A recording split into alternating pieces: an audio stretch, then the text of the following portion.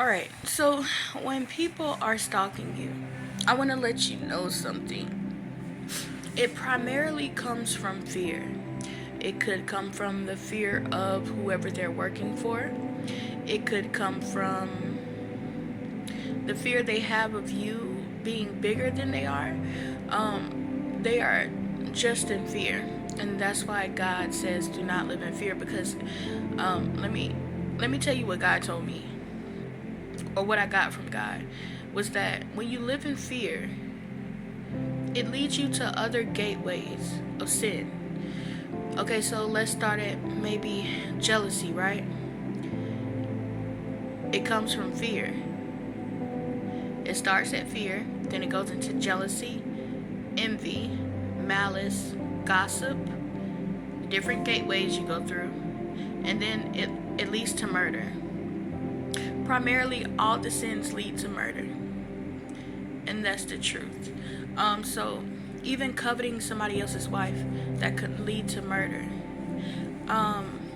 So with what I went through last night and this morning, I realized that the stalking and obsession that people have with me could eventually lead to murder. But instead of focusing on that point, which I don't understand, but I'm just going with God, God has me focusing on this point, that this is only a moment in time.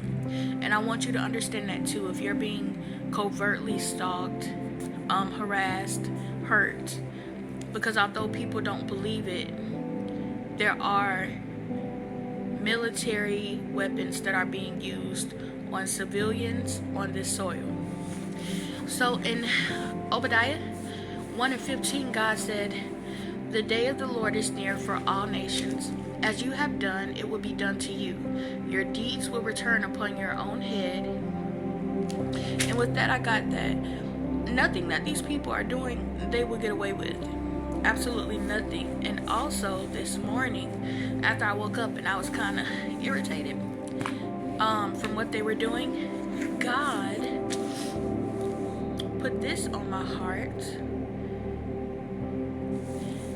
It is in Isaiah 33:1, and it says, "Woe to you, O destroyer, you who have not been destroyed.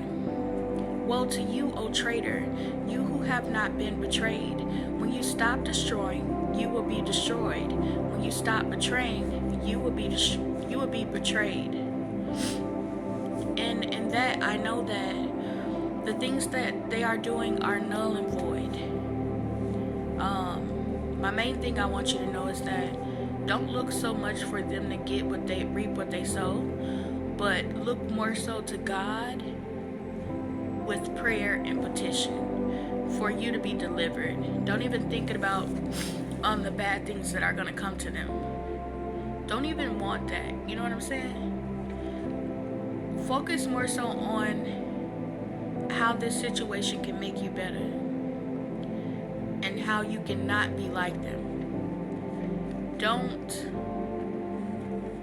want to fit in so bad that you find yourself being okay with watching people, children, the elderly, and even the deceased be disrespected and hurt. Be different. Be the leader that God wanted you to be. And have a blessed day.